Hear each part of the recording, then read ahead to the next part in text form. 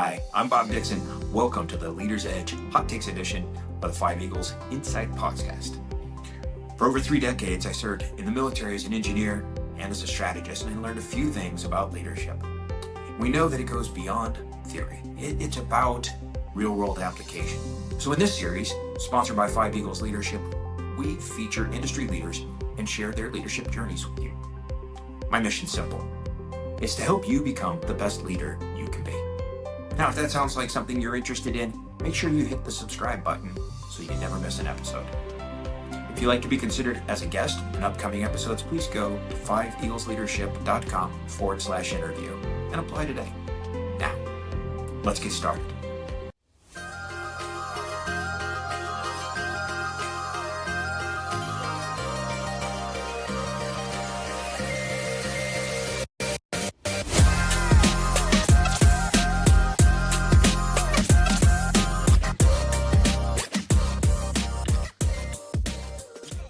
Welcome back to the Leader's Edge podcast. I'm Marisa McClure, and joining me today is Lori McDaniel from South Lake Tahoe, California.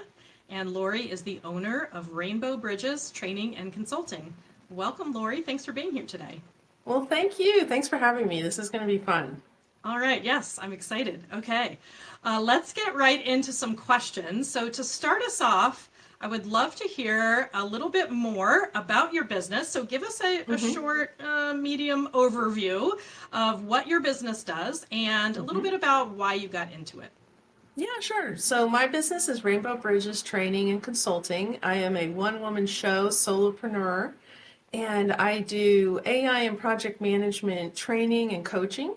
I work with organizations who want to upskill and be really future ready, kind of trying to keep up with what's happening in the world and be more nimble, efficient, flexible with their workflows, making sure their workforce is actually prepared. And also I work with women, and I work with women professionals in particular to help them if they've reached a career plateau. How can they leverage AI and project management skills, package themselves really beautifully, and get the promotions or new jobs that they want? So those are my 2 lanes, but the overlap in the middle is project management and AI. Okay. Yeah, great. So I love the idea of helping folks kind of take it to the next level. Mm-hmm. Yeah, Yeah. I love that. And you know what I want to mention too, also, I want to thank you for your service. I didn't do that when we were speaking earlier. My father is a Vietnam veteran, and he did 2 tours, and we were raised to be very respectful and honoring of our veterans, people in the service, people who have served, and yeah, I want to thank you for that. And I've also widened my business. I've been trying to figure out a way to serve veterans and former military. So that is one of the groups I work with too. Oh, I love that. Yeah, no, thanks for your support. It means a lot when folks recognize and appreciate the sacrifice so many of our veterans make. Yes. And my father was in Vietnam as well, so we have that in Wow. common. Wow. Yeah. And my grandfather. Yes. So, Yes. Yep. Okay.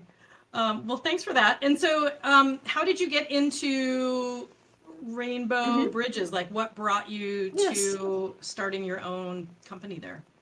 Yeah, I was in corporate technology, project management, and training for about 20 plus years. I don't like to do the math, but a long time. And late last year, I decided to make the jump. I had always wanted to be an entrepreneur. It's just kind of in my lineage, it's in my blood to be an entrepreneur and to really carve my own path. And I thought, this feels like the time. So I took the plunge last fall after doing lots of different things on the side. And so the reason I got into it, and why I've been doing things on the side actually, is that I'm a nerd. I love AI. I love project management, technology. Making things more efficient makes me happy, and helping people step out of the suffering and the chaos and the firefighting and into really efficient, smooth running, lives at work, right? Is really exciting to me. I love that. And I love helping people too in general. That's just my heart. I'm a heart-centered leader, if you will. And so this is how I combine all of that in one.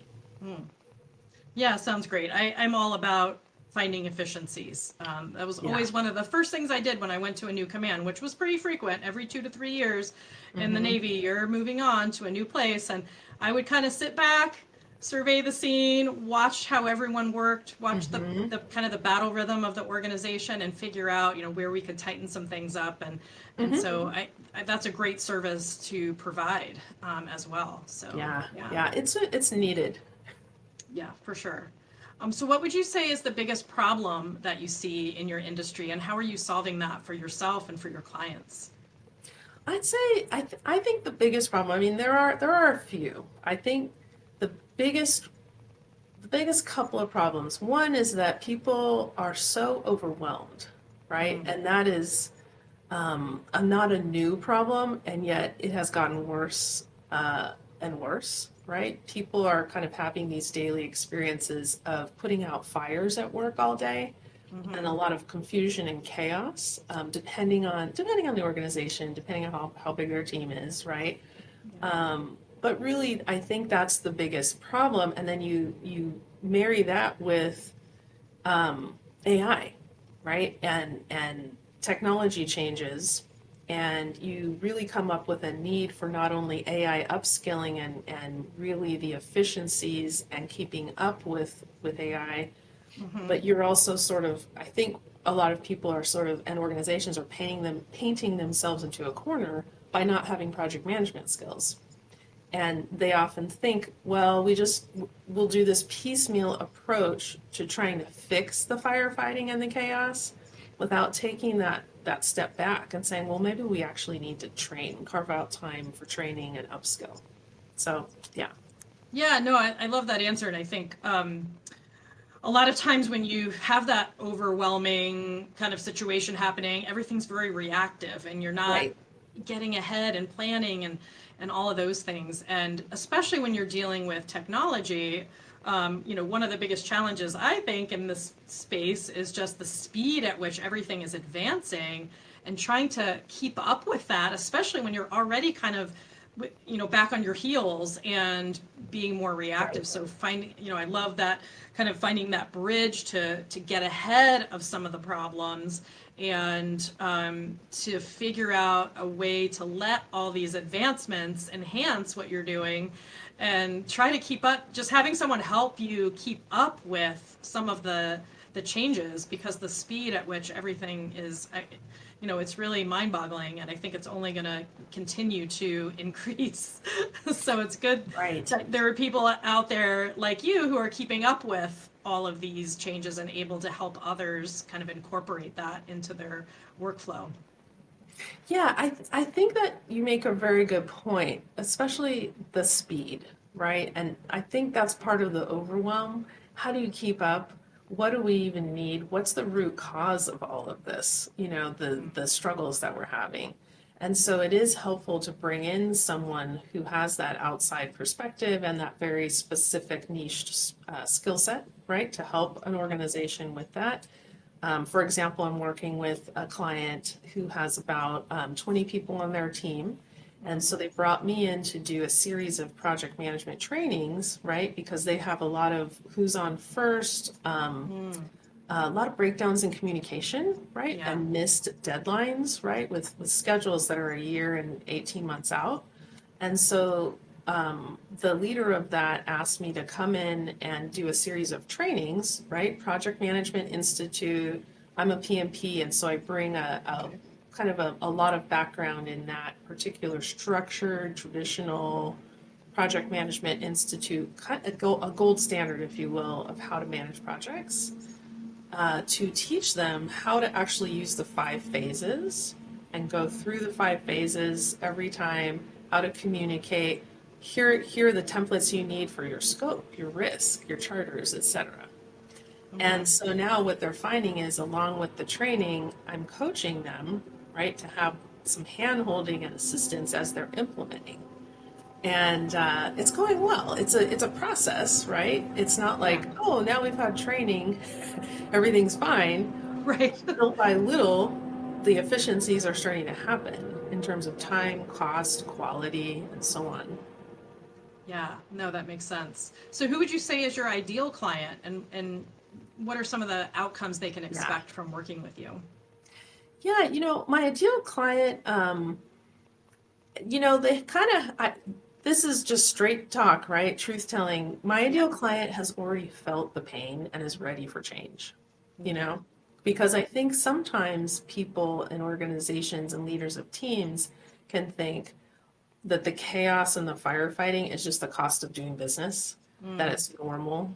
Right. And there are cultures out there in certain organizations that just accept that, and that's fine. I have no judgment about that. They're just not my ideal clients. My ideal clients are really ready to, although they can't see the solutions, they're thinking, project management. Maybe that's it. Maybe it's AI. It's something. There's got to be Yeah. This something. can't be it, right? This Yeah, can't be it. this can't be all there is, There's right? something better out Yeah. there. Yeah. So they're growth oriented, right? They come in the door ready Right. to grow a new mindset, a new skill set, right? Yeah. For themselves, for their teams.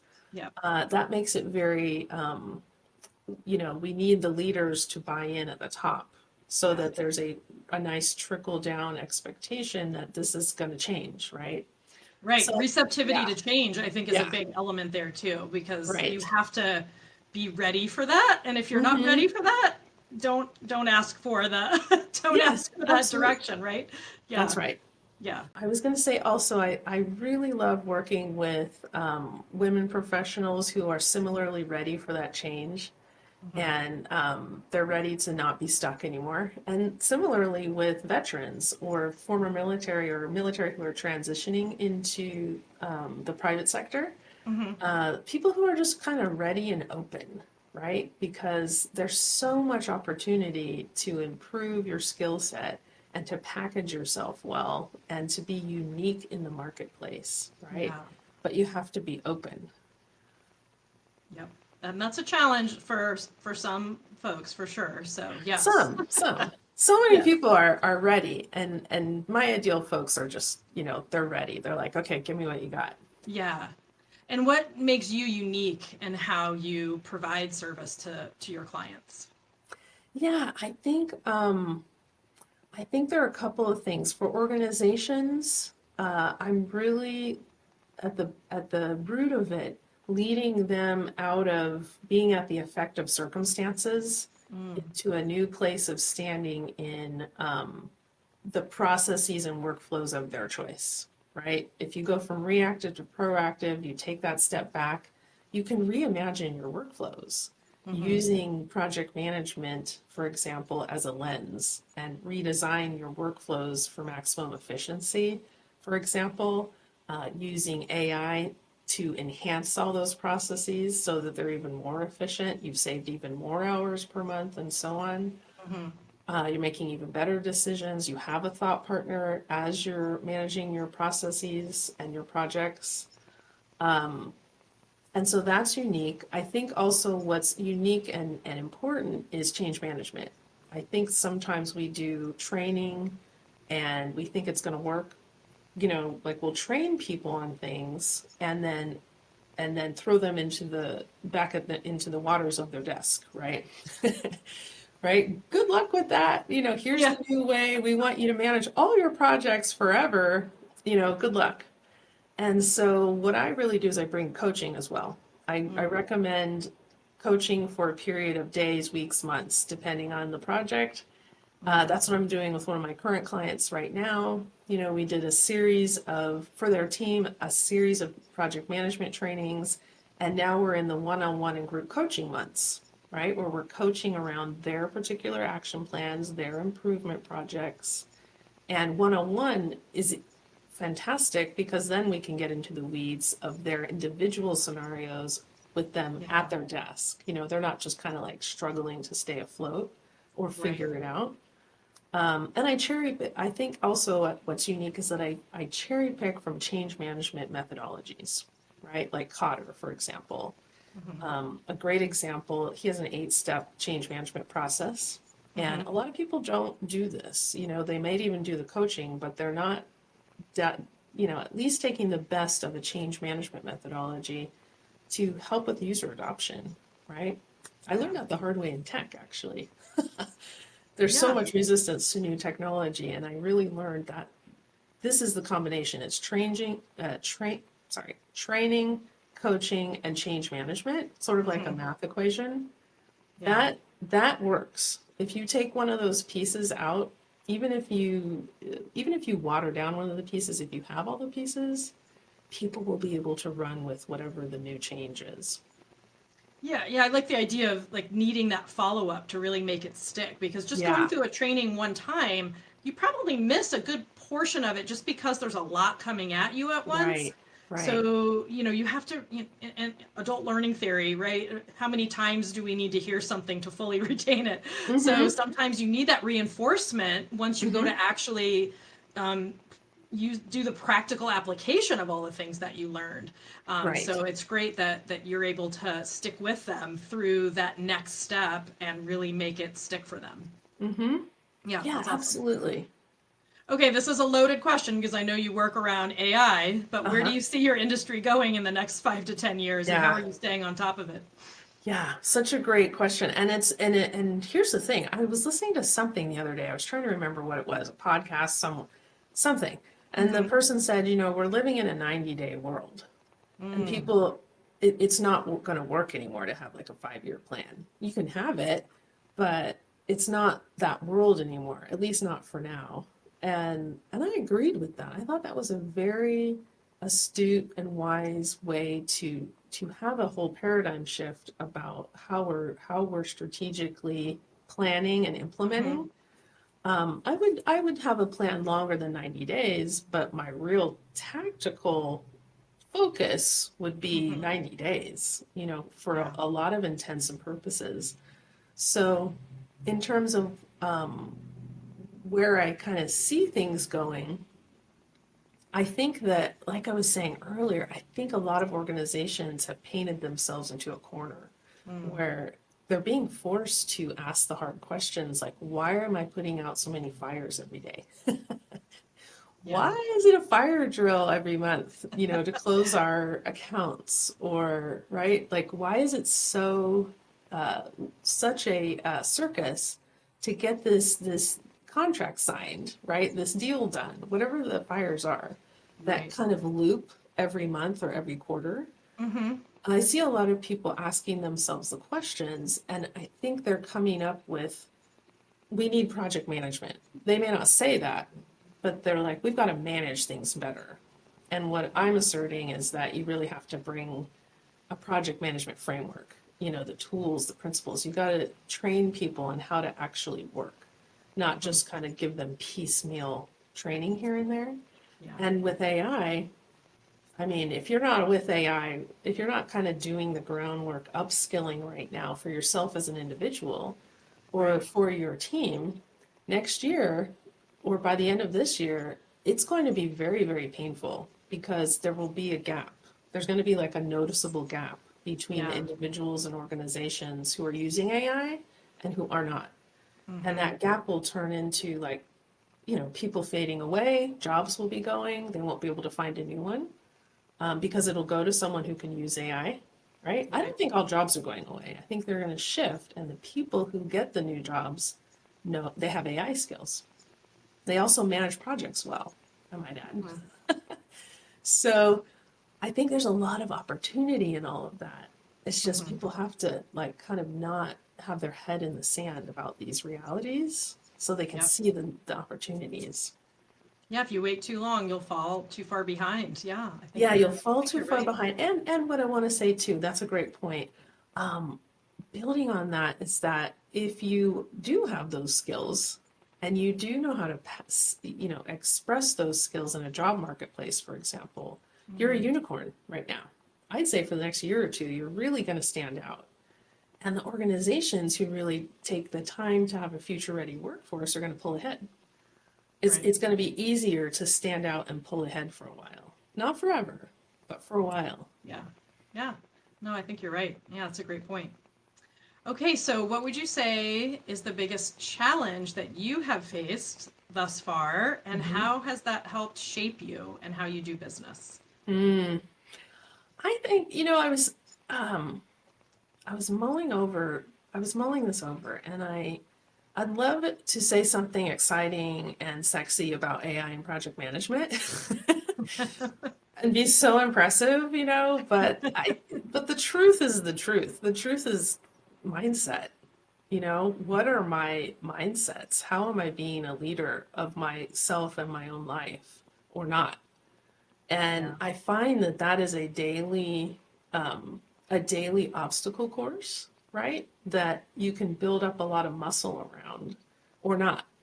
Hmm. And so I've really reframed how I'm seeing and continue to reframe, how I'm seeing the challenges mentally and emotionally of being an entrepreneur, right? Where it's just you bringing in your own bacon, right?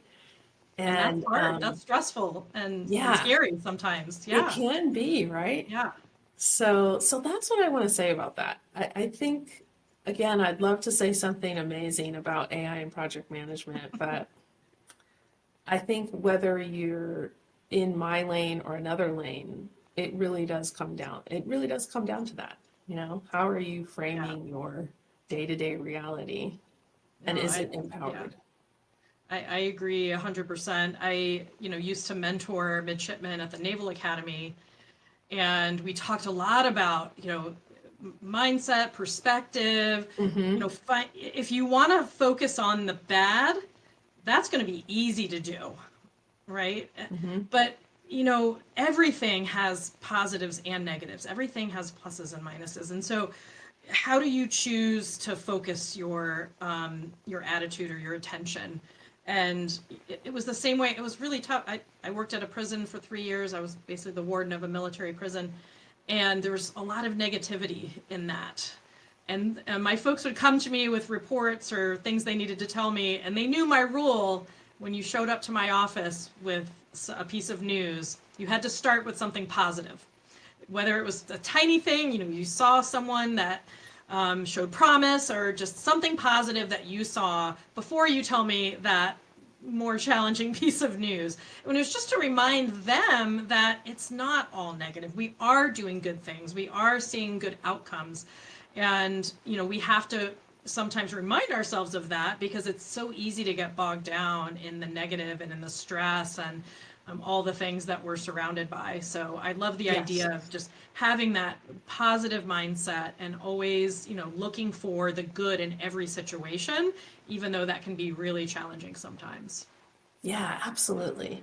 I That's great. love that. I love that so much. I think it's so critical and it's foundational. There's no like leapfrogging over that to something else. Not in this world, right? Yeah. And I wanna give a shameless plug, but it's in service to people. I see a lot of people losing jobs. A lot of people are scared and losing jobs. And Hmm. I see this golden pathway of project management, like becoming a project manager, various ways to do that. So often people have project management experience without the naming it as such, right? Hmm. And so I want to do a shameless plug and get the word out there for veterans who are watching, former military who are watching. There's this sort of golden pathway of project management that people can get onto. Hmm. I have a coaching program I just launched around it, coaching services around it. And I'm just passionate about it because it's not going to go away. There's going to be projects always, Sure. always. It doesn't matter Right. what our economy looks like. People are going to need people who can manage projects. Every lane, every industry. Hmm. And so, for anyone who has lost a job or who is trying to figure out how to future-proof their skill set, I really want to encourage them to look at the Project Management Institute website. Hmm. I'm always happy to have a compliment, you know, uh, an of service conversation with anyone who wants to pick my brain about it. And again, I have that program I just launched too, and would love to be of service to people. Yeah, that's great. And that's a great target audience for that too, because we do project management in our careers. We just don't get a Absolutely. certification for it. So Yes. once you get out into the civilian sector, you need to have those letters, and so figuring out, what makes sense to pursue that. So yeah, I know I Yeah. appreciate you sharing that. Yeah, absolutely. All right. So real quick, this is a fun question, so I kind of like to do Hmm. this before we wrap up. Hmm. If you could have lunch with anyone, dead or alive, who would you Hmm. choose and why? Yeah, this is such a great question. Um, I have two people. I have one is Reverend Dr. Martin Luther King Jr., and the other one is Amelia Earhart. And Okay. I I was mulling this question over and I thought, well, what is it about? Like, why is it them? Why am I so interested in them? And I think what it comes down to is they were both so courageous in the face of the unknown. Hmm. And I would love to have like a meal with them and just let them talk about that and hear about what were their beliefs? How were they a leader of themselves and of others? What did they what were their days like? You know? Um, so anyway, that those two. No, For those those are of you who don't know who Amelia Earhart is, she's the first woman to fly across I believe, Atlantic, not the Pacific. I believe it was the Atlantic, mhm. solo as a pilot. And yeah, yeah, that would be so interesting. That sounds like I would like to be the fourth at your lunch because that sounds like a really interesting Great, group. right? So count me Great in for group. that. Yeah. All right. Last question before we wrap up. How can folks contact you? How can they learn more about your business? What's the Hmm. best way for them to learn more about Rainbow Bridges? Great. Thank you so much. And you know what? I didn't talk about the name. People are probably thinking, why is it Rainbow Bridges?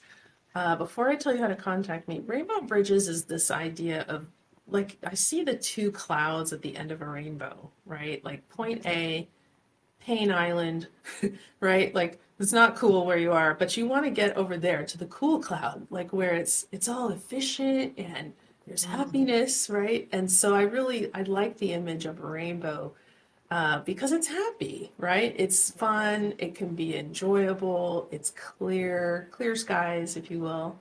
So that's a lot of why I chose that name. And Love I've that. always loved rainbows. And so, how you can reach me is my website, which is rainbowbridgesconsulting.com. And just how it sounds, rainbowbridgesconsulting.com. There's an organizations page. You'll see a how to become a project manager page. There's a women in AI page. The other way is email. That's always a good way. It's Lori, Lori, at rainbowbridgesconsulting.com. Lori at rainbowbridgesconsulting.com. I'm on LinkedIn as myself. You can just look for Lori McDaniel. And then also, if you want a free consult, that's really easy to sign up for on my website. All right, great. Well, thank you so much for being here Thank and you. sharing a little bit about your business and about your journey. It's been such a pleasure to chat with you today. Such a pleasure, and thank you again for inviting me on. It's been really fun. Thank you. All right, great. Well, take care. Hey, thanks for tuning in to the Leader's Edge Hot Take Series. I hope you found today's insight meaningful, valuable, and that you're ready to put them into action. Now, if you enjoyed the episode and want to keep improving your leaderships, be sure to subscribe so you don't miss out on any future episodes. I post new content every week, packed with strategies, tips, and real-life examples to help you lead with impact. And remember, great leadership isn't just about guiding others, it's about continuously growing yourself. If you'd like to be considered as a guest for upcoming episodes, please go to 5eaglesleadership.com/interview to apply today. Keep pushing, keep learning, and I'll see you in the next episode. Be awesome.